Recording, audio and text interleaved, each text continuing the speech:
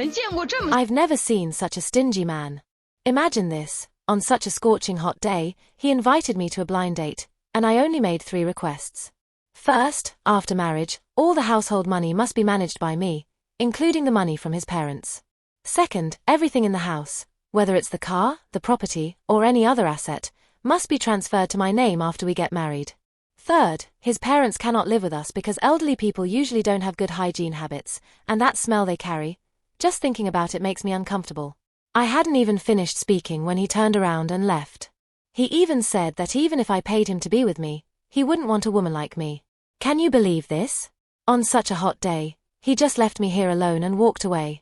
Everyone, tell me, isn't the problem with him?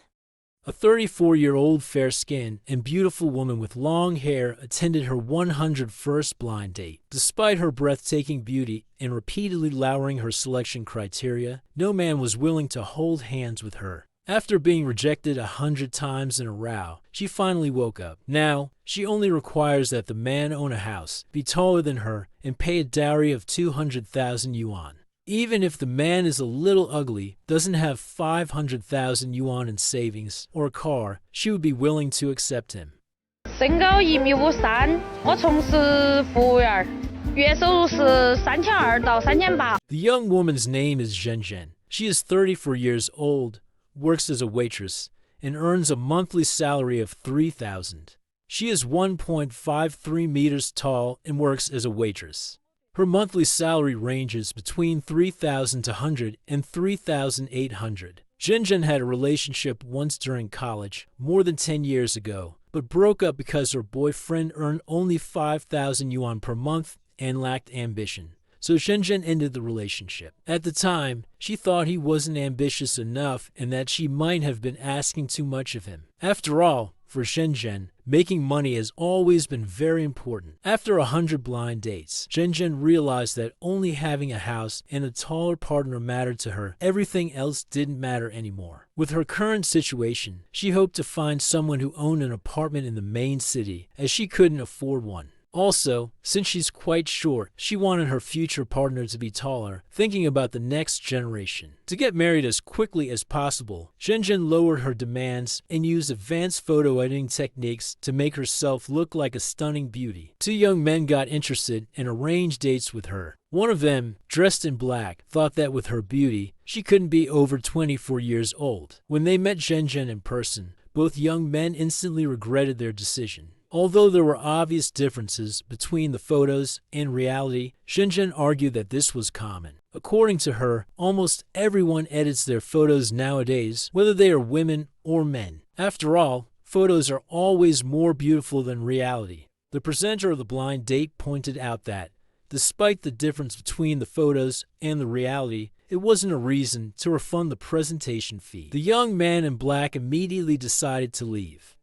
The young man in white, however, chose to give Zhenzhen a chance, stating that he wasn't superficial and that he wanted to get to know her better. Feeling that she had won the young man's sympathy, Zhenzhen mentioned that her salary had been decreasing from 4,000 yuan to 3,000. She explained that this was due to the decline in the restaurant's business, which affected her commissions. The young man expressed empathy, but the conversation quickly turned to the topic of the apartment. Upon learning that he owned a property in Bishan, near a children's park, Zhenzhen expressed her dissatisfaction with the location, finding it too far from the city center. As a result, the young man decided to end the meeting, as Zhenzhen didn't want to marry someone living too far away. This concluded Zhenzhen's 101st blind date. Do you think her requirements are excessive? I am 38 years old this year, and I am divorced. Through an introduction, I met a man, and in many ways we get along very well and have great conversations.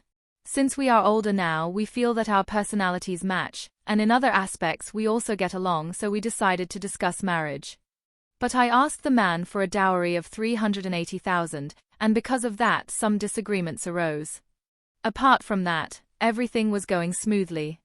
The thing is, because I asked for a dowry of 380,000, I was criticized by his family, with them saying that I don't deserve that much, that at 38 years old I still wanted 380,000 as a dowry.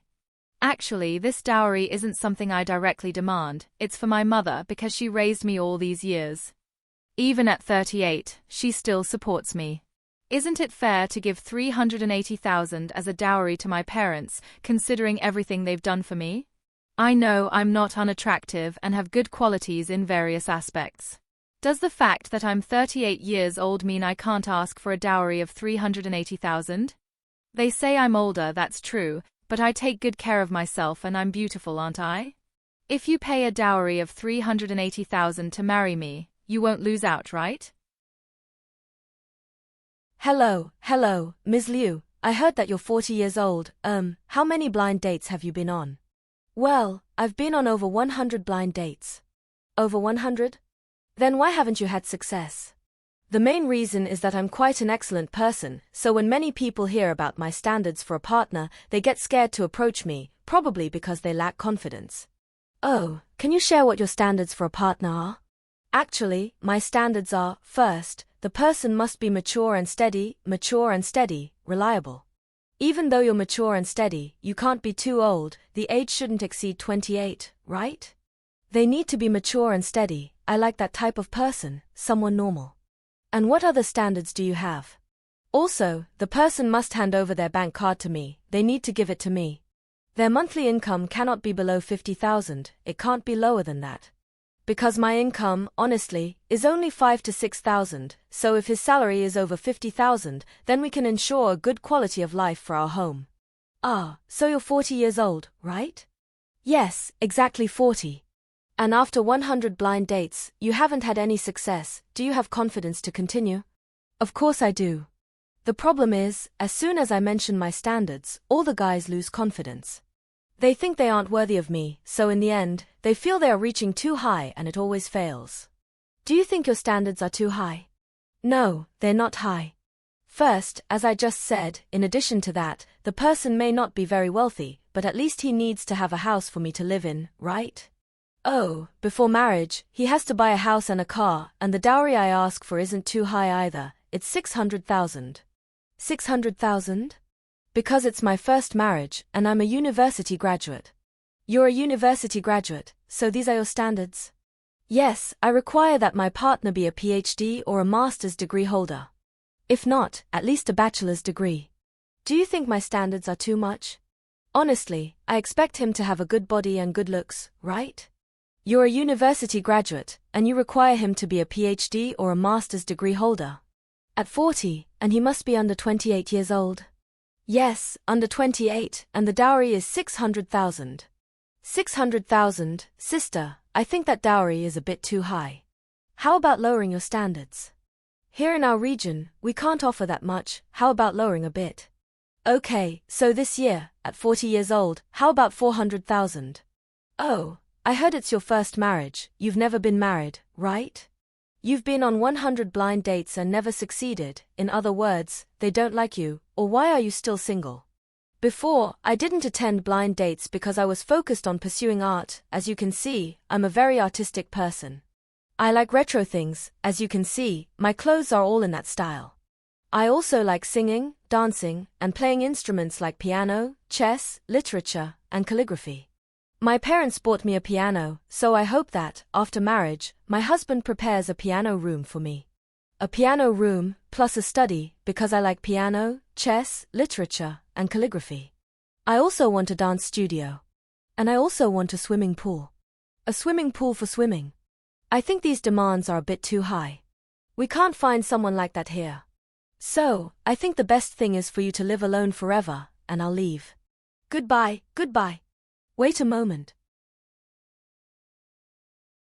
小伙伴问我为什么 Hi, everyone.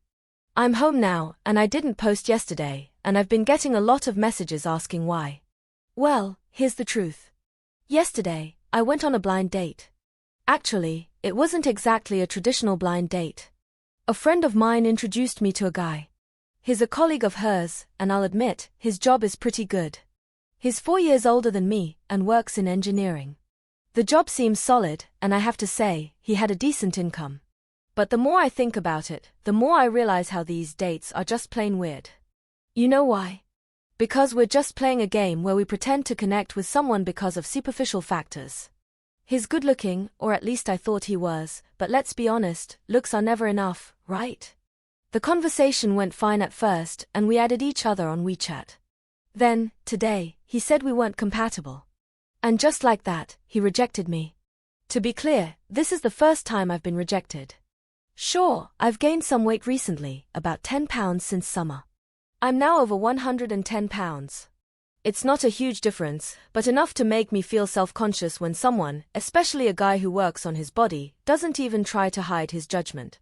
He said, if we're not compatible, let's not waste each other's time. And you know what? I actually agreed with him. But it hit hard. The way he rejected me, though, it was like he was just throwing me away because I wasn't what he was looking for and not even trying to understand that we are all so much more than our bodies. If you ask me, he was just looking for someone who fits a certain mold, and I don't think I'll ever fit that mold, and that's totally fine. But honestly, what bothers me more than the rejection is the assumption that I'm supposed to look a certain way for someone to be interested in me. How many women are out there forced to feel like they're not enough just because of some guy's standards? Why are we so fixated on this idea of perfection? We're human beings, not products to be judged on shelves. I mean, I didn't reject him for his looks or his weight, did I? I didn't go and say, oh, you're too muscular for me, let's not waste each other's time. It's frustrating to feel like I have to fit someone else's mold just to be validated. Maybe if he spent more time thinking about the bigger picture, he would have realized that life is about much more than just fitting into someone's narrow idea of beauty. This was my first blind date, and I can say, it's definitely going to be my last. I'd rather stay single forever than go through the rejection just because I don't match someone else's superficial checklist. It's exhausting, it's draining, and frankly, I'm tired of it. So, have you guys been on dates like this? Have you ever met strange people who just couldn't see you for who you truly are? I'm honestly curious, so feel free to share your thoughts in the comments. And let's be real for a second, do you think I'm really that fat? I've been feeling down about it, but maybe I'm just too harsh on myself.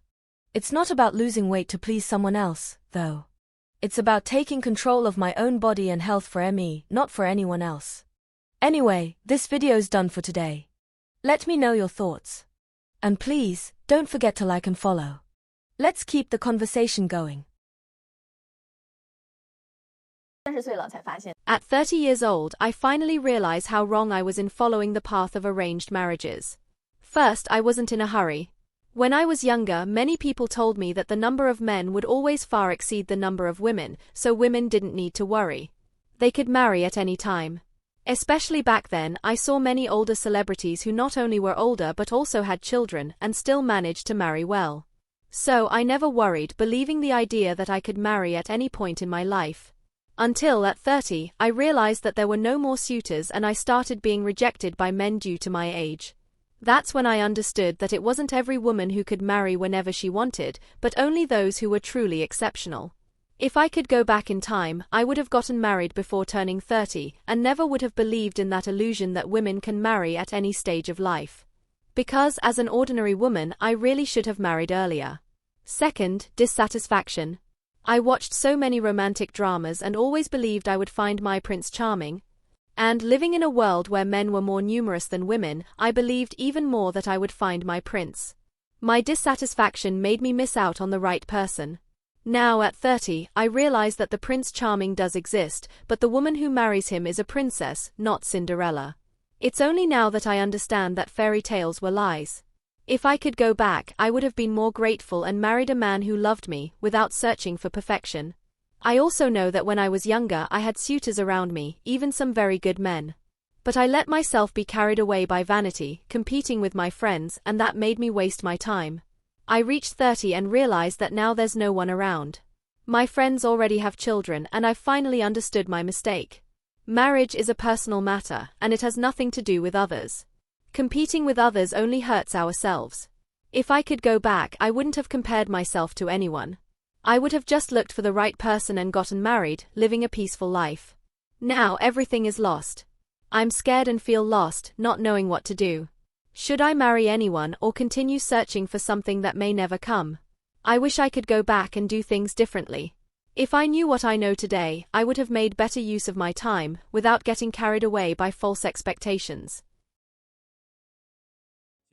Well, after so many testimonials, it's impossible not to notice that the search for the ideal partner through arranged or blind dates ends up becoming a true emotional roller coaster. Many of these women, with their sky-high expectations and demands that sometimes border on the unreal, end up sinking deeper into this process, creating a gap between what they dream of and what can actually be achieved. Let's be honest, when you create such a long list of demands, you're basically building a fortress. But the problem is, no one can get into that fortress. Requirements like has to be good looking, have a car, a house, a dowry end up pushing away any possibility of something genuine. In the end, what should be a quest for something real transforms into a competition between personal expectations and the outside world. It's not hard to notice that, often, the obstacle is not the other person, but the barrier that one builds around themselves. And let's be real, who hasn't thought that the search for perfect has become a prison?